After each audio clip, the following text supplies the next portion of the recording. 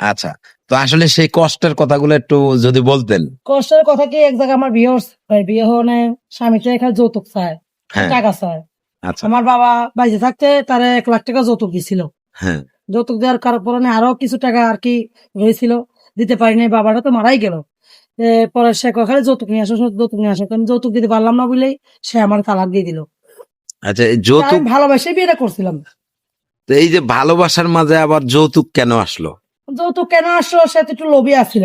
তারপর হ্যাঁ। আমার ফ্যামিলির আশা যে গরিবের মেয়েরা বিয়ে করছো, যে যৌতুক না দিতে পারে, কেমনি করে তাদের সংসার করবা তুমি, আচ্ছা। এইভাবে করে তার মাথায় নষ্ট করে দিয়েছিল। পরে সে আমার আর কি তালাকই দিয়ে দিয়েছে, তার বাবা মা।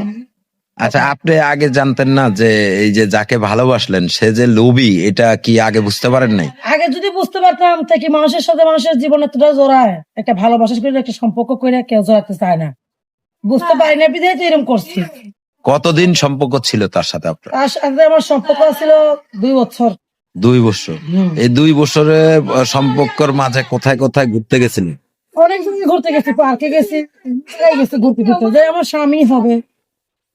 তো এই যে মানে আপনি 2 বছর প্রেম করলেন তার সাথে, কোথায় কোথায় ঘুরতে গেলেন? অনেক জায়গায় ঘুরতে গেছি ভাই, বিভিন্ন জায়গায় ঘুরতে গেছি। ঘোরার মাঝেই আমার জীবনের কষ্ট নেমে আসলো। তার সাথে যদি ঘুরতেই না যেতাম, অনেকটা বিশ্বাস করে তারা ভালো না বাসতাম, বিশ্বাসটা এখন অন্তর্ভুক্তই করছে তারা, সেও বিশ্বাস করে আমার ভালোবাসছিল। তারপরে সে তার ফ্যামিলির চাপে সহ্য করতে না পেয়ে আর কি আমার তালাক দিয়েছে। এখন এটা আমার ভাগ্য, কপাল। এখন তার মাঝে যদি একটা সৌন্দর্য স্বামী আমি পাই, সারা জীবনই তার সাথে আমার জীবনটা জড়াইতে চাই, সে যেন আমার দুঃখ কষ্টটা বুঝে পাশে রাখতে চায়। আচ্ছা, আপনি যেটা বললেন যে সে লোভী, যখন আপনি ঘুরতে গেছেন বিভিন্ন জায়গায় তার সাথে, তখন কি তার মানে খরচাপাতি সবকিছু আপনি দিচ্ছেন নাকি? না না না, সে আমি দেবো কেন? তার বাবা মার আর কি, তার বাবা মার পছন্দ কি লোভী হয়ে গেছে, সে আমার খাওয়ান দাওয়ান দিচ্ছে। আমি তো গরিবের মেয়ে, আমি আচ্ছা। কেমনি করে তাদের খাওয়ান দাওয়ান দেবো?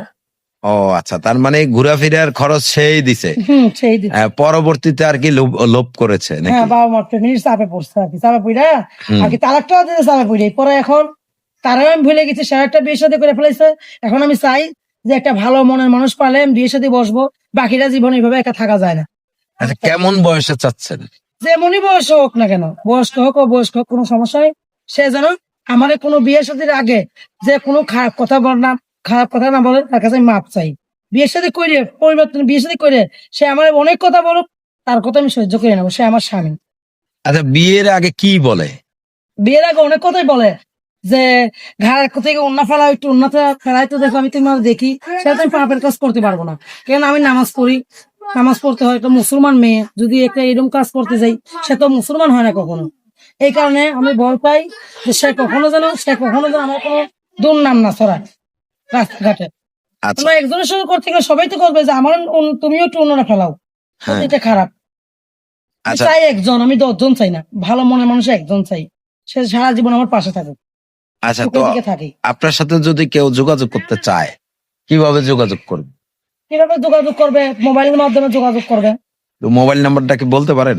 হ্যাঁ, মোবাইল নাম্বার তো বলতে পারবো। তো একটু বলেন নাম্বারটা। ওই যে ভাইয়ের কাছে আছে মোবাইল নাম্বারটা। আচ্ছা দর্শক, আমরা ফোন নাম্বারটা বলে দিচ্ছি, আপনারা ভালো করে যাচাই করে নেবেন। এবং কি বিয়ে শাদীর দায় দায়িত্ব ইউটিউব কর্তৃপক্ষ নেয় না, আপনারা আপনাদের নিজ দায়িত্বে তাদের সাথে বিয়ে শাদীর বিষয়ে কথা বলবেন। ঠিক আছে, ভালো থাকবেন, আসসালামু আলাইকুম। পরের বাসায় কাজ করে খাই, সেলাই মেশিনের।